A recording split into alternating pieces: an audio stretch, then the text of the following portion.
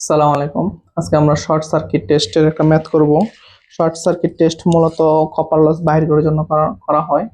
আর short circuit normally সাধারণত যে সাইডটা লো ভোল্টেজ সাইড থাকে ওই পাশে শর্ট করা হয় এবং হাই ভোল্টেজ সাইডে ইনস্ট্রুমেন্ট লাগানো হয়।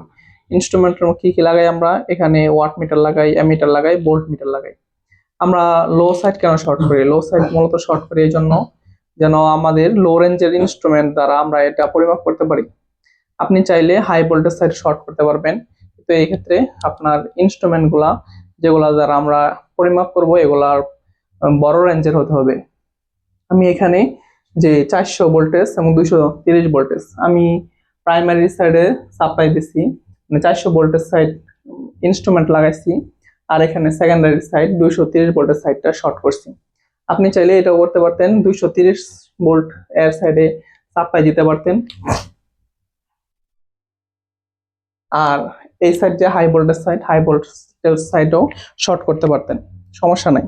তবে কিছু অতিরিক্ত সুবিধার জন্য, যেটা আমি বললাম যে লো রেঞ্জের ইনস্ট্রুমেন্ট ব্যবহার করার জন্য আমরা মূলত লো ভোল্টেজ সাইডটা শর্ট করি। আর এখানে আমরা লো শর্ট সার্কিট টেস্টের একটা ম্যাথ করব, যে বলা আছে যে একটি 50 কেভি 400/230 ভোল্ট সিঙ্গেল ফেজ ট্রান্সফরমারের টেস্টের মান দেওয়া আছে, শর্ট সার্কিট ভোল্টেজ দেওয়া আছে 20 ভোল্ট, শর্ট সার্কিট পাওয়ার দেওয়া আছে 1025 ওয়াট, আর শর্ট সার্কিট কারেন্ট দেওয়া আছে 125 অ্যাম্পিয়ার। তাহলে উপরে উল্লেখিত তথ্য হতে 0.8 লেগিং পাওয়ার ফ্যাক্টরে ভোল্টেজ রেগুলেশনের মান কত হবে?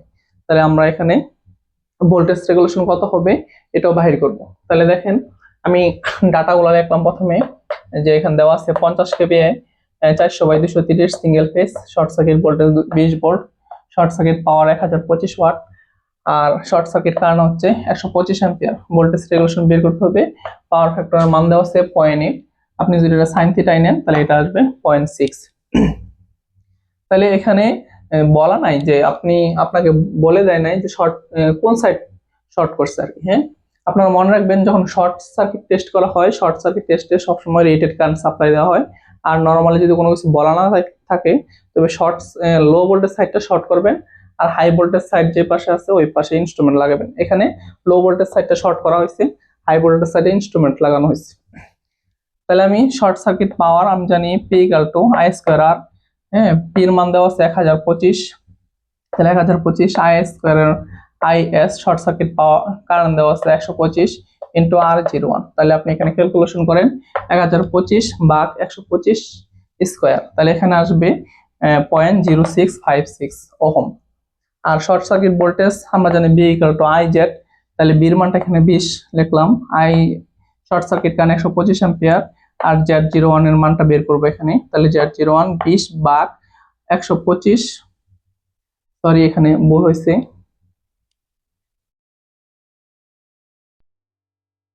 এখানে আই এর উপরে স্কোয়ার হবে না, এটা আই আই আসছি। তাহলে দেখেন 20 ভাগ 125 দেন, তাহলে 0.16 আসবে। আর আমরা জানি কি, যে আমরা একটা ত্রিভুজ জানি, যে এটা এটা হচ্ছে ইম্পিডেন্স ট্রায়াঙ্গেল, এটা হচ্ছে R01, এটা X01, এটা হচ্ছে Z01। তাহলে আমরা এখান থেকে পাই পিথাগোরাসের সূত্র অনুসারে জেড স্কোয়ার সমান সমান ভূমি প্লাস লম্ব স্কোয়ার। তাহলে আপনি Z01 এর মান 0.16, R01 0.0656 স্কোয়ার প্লাস X01 বের করব। আমরা সমতুল্য রিঅ্যাকট্যান্স প্রাইমারি সাইডে কত এটা বের করব এখানে। তাহলে X01 হলো 0.1459 ওহম। আর আমরা প্রাইমারি কারেন্টটা বের করব, কারণ আমাদের প্রাইমারিতে আনুমানিক ভোল্টেজ ড্রপ, এটা সূত্রটা হবে IP into R01 cos theta plus X01 sin theta.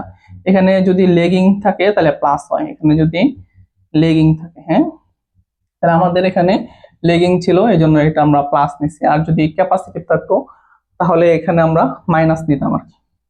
তাহলে দেখেন আইপির মান আমরা বের করলাম এখানে, যে S equal to E1 I1 S, আপনারা যারা অ্যাপারেন্ট পাওয়ার ট্রান্সফরমার ক্ষেত্রে প্রাইমারি এবং সেকেন্ডারি উভয় ক্ষেত্রে সমান, এজন্য এস এর মান 50 ইন্টু এটা কেবিএ ছিল, এটা আমি 1000 দিয়ে গুণ দিয়ে নরমাল একক নিলাম। E1 প্রাইমারি ভোল্টেজ ছিল দেখেন 400, আর I1 এখানে I1 অথবা আইপি সেম একই কথা। তাহলে দেখেন 50 ইন্টু 1000, 50,000 ভাগ 400 দিলে এটা আসবে I1 125 অ্যাম্পিয়ার। তাহলে এখানে আইপি বা I1 125, R01 এর মান এখানে বের করছি 0.0656 ইন্টু cos θ মানটা 0.8 ইন প্লাস প্লাস x01 বের করছি 0.1459, তো 1459 ইন্টু সাইন থিটার মানটা আমরা লিখছি 0.6, তাহলে আমরা এটা হিসাব করলাম যে 17.5025। আমরা জানি ভোল্টেজ রেগুলেশন যেটা, যে no load minus full load বা full load into 100। No load থেকে যদি ফুল লোডটা বাদ দেন, হ্যাঁ, তাহলে এটাকে বলে মানে ড্রপ, হ্যাঁ, ভোল্টেজ ড্রপ কত হয়েছে। তাহলে এটা আপনি এটাও লিখতে পারেন, নো লোড থেকে ফুল লোড বাদ দিলে যেটা হয় এটা ভোল্টেজ ড্রপটা হয়েছে প্রাইমারি সাপেক্ষে যে 17.5025। তাহলে আর ইন্টু 100 দিলাম। ফুল লোড হচ্ছে কত, যে এখানে ফুল লোড এটা হচ্ছে 400। আপনি যদি এখানে ট্রান্সফরমারটা আঁকান,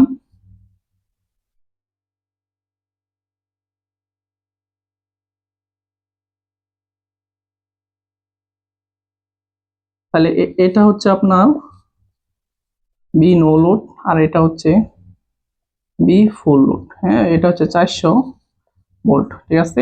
তাহলে no load minus full load, তাহলে আর ফুল লোডটা হচ্ছে কত, 400 ভোল্ট, ফুল লোডটা হচ্ছে 400। এটা গুণ দিয়ে এটা ক্যালকুলেশন করলে এটা আসবে 4.4%। ধন্যবাদ সবাইকে। এর পরবর্তীতে আমরা শর্ট সার্কিট, ওপেন সার্কিট টেস্টে আরো কিছু ম্যাথ করব এবং অন্যান্য আরো কিছু ম্যাথ সমাধান করব আমরা ইনশাআল্লাহ। সালাম আলাইকুম।